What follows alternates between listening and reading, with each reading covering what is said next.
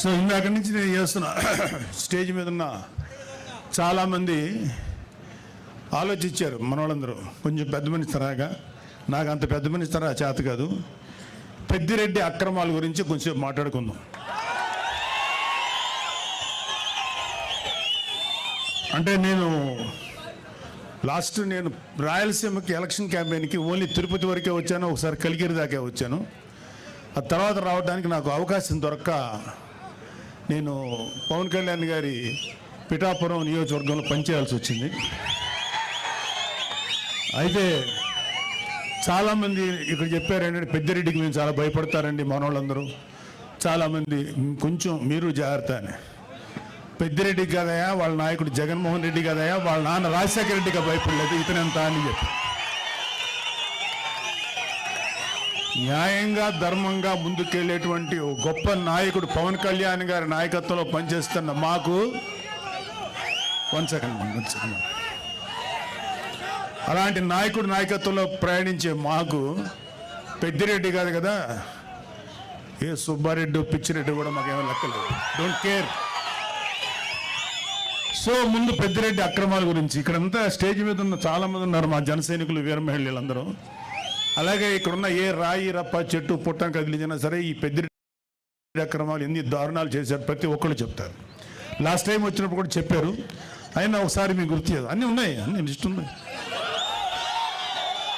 రాయలసీమ మొత్తం మీద దాదాపు 23 ఎకరాల భూమిని దోచుకున్నాడు ఈ పెద్దిరెడ్డి. ఆయన దోచుకున్న భూముల రికార్డులు లేకుండా తన అనుచరులతో మదనపల్లి తహసీల్దార్ కార్యాలయంలో ఫైల్స్ దగ్ధం చేయించాడు. తగలబడిన ఫైల్స్ చాలా వరకు 22A కింద ఉన్న ప్రభుత్వ భూములకు సంబంధించిన డాక్యుమెంట్లు ఉందని సిఐడి అధికారులే నిర్ధారించారు. పొంగనూరు పాడి రైతులు నిలువున దోపిడీ చేస్తున్నారు.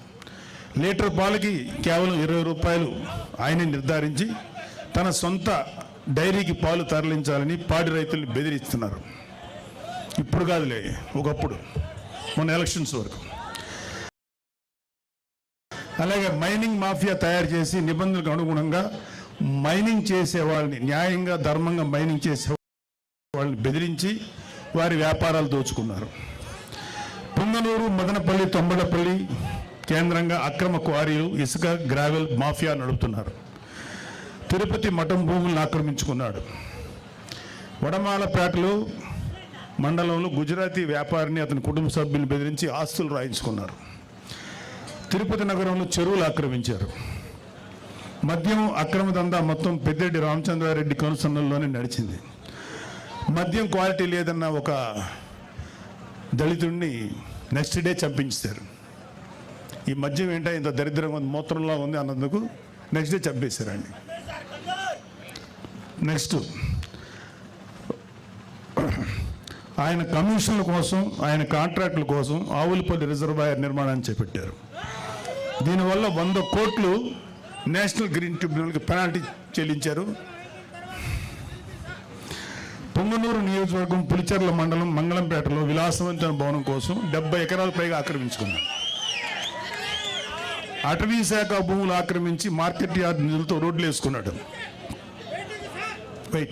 మరొక ఎర్రచందనం అక్రమ రవాణా కోసం అడవుల్లో రోడ్లు వేయించుకున్నారు. అటవీ శాఖ మంత్రి పదవి అడ్డం పెట్టుకుని రాష్ట్ర వ్యాప్తంగా మైనింగ్ ద్వారా ఇసుక, మట్టి, కంకర, గ్రానైట్ తదితర ప్రకృతి సంపదలు దోచుకున్న అడవి దొంగ నువ్వు పెద్దిరెడ్డి రామచంద్రరెడ్డి. 2 లక్షల కోట్ల అక్రమ ఆస్తులు కూడబెట్టాడు. 2 లక్షల కోట్లు లెక్క పెట్టాలంటే ఎంతసేపు పడుతుందో, ఎన్ని రూములు కావాలో అర్థం చేసుకోండి. ఆయన అక్రమాస్తుల విలువ మన రాష్ట్ర బడ్జెట్ 2 లక్షల కోట్లను దాటిపోయింది. మిమ్మల్ని గెలిపించిన అలాగే వైసీపీకి సరే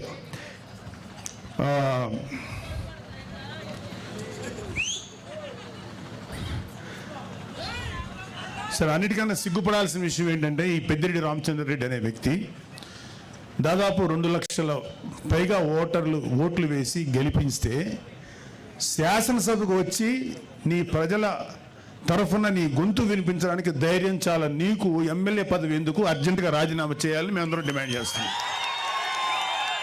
నీకే కాదు, మీ వైసీపీలో 11 మంది ఎమ్మెల్యేలు ఇంక్లూడింగ్ మీ నాయకుడు జగన్ రెడ్డి కూడా గెలిచి ఎందుకు మీరు శాసనసభకు రాలేకపోతున్నారు? ఎందుకు మీ వాయిస్ వినిపించలేకపోతున్నారు? భయం. అంటే మీరు అధికారంలో 150 సీట్లు వచ్చినప్పుడు నోటికి వచ్చినట్టు బిహేవ్ చేశారు, ప్రజల జీవితాలతో ఆడుకున్నారు. ఇక్కడ ఎవరిని ఇక్కడ అతని బాధితులు ఇక్కడ ఇంకా ఉన్నారు. టైం లేక వాళ్ళతో మాట్లాడే అవకాశం మాకు లేదు, మాట్లాడించే అవకాశం రాలా. మీకు సిగ్గు, అభిమానం, ధైర్యం ఉంటే వచ్చి మీ గొంతు శాసనసభలో వినిపించండి. యూట్యూబర్లతోటి యూట్యూబ్లోను తర్వాత న్యూస్ ఛానల్స్లో మాట్లాడటం కాదు. ఇంక్లూడింగ్ జగన్ రెడ్డికి చెప్తున్నాం, వచ్చి నీ వాయిస్ శాసనసభలో వినిపించు.